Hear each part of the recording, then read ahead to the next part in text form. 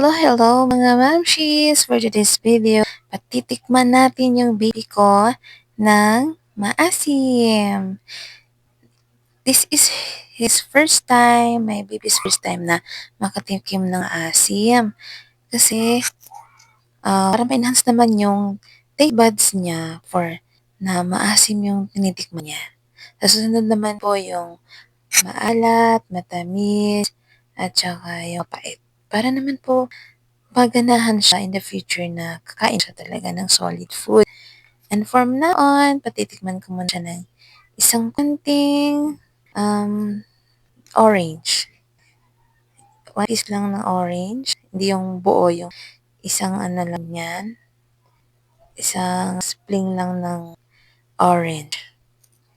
Fruit orange. At na nyo naman, makikita na surprising yung reaction ng baby ko is talaga siman talaga siya, orange na natikman niya.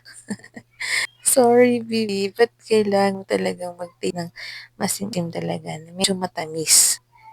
And talaga naman mukha ko is very amazing. Na-amaze ako pinagta niya and I'm really nawa kasi nga hindi talaga yan expect na ganyan yung lasa in the first time na natikman.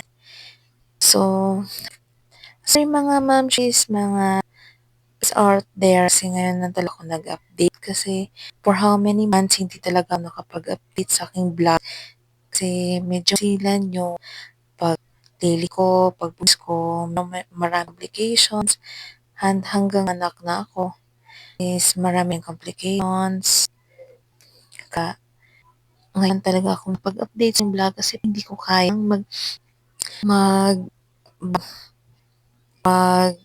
edits sa aking vlog kasi nga hindi kaya ng katawan ko.